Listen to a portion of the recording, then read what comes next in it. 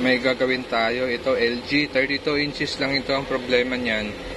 Ganyan yung display niya. Nagkaroon siya ng mancha. Green saka red. Yan. So, nag-iba ang kulay. Yan, no?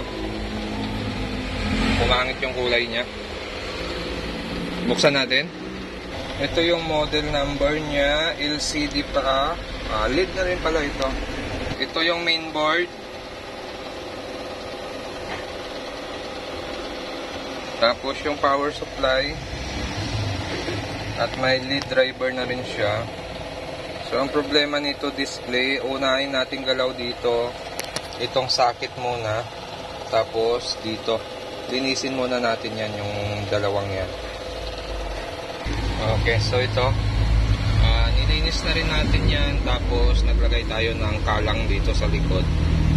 Titingnan natin. Tapos ito, nilinis ko na rin ito. Okay na rin ito. Okay. So, mapapansin natin, nag-iba yung display niya, no? Yan. So, nag-normal yung display. Ang problema, naglulus pa rin yung pinakasakit natin doon.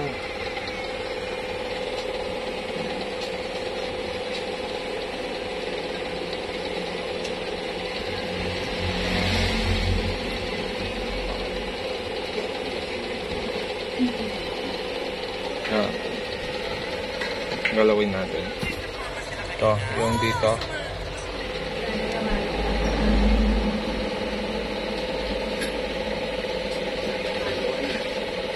Yan, no? Pag ginagalaw kasi pumapangit yung display niya. So, ibig sabihin niya may loose pa rin ito.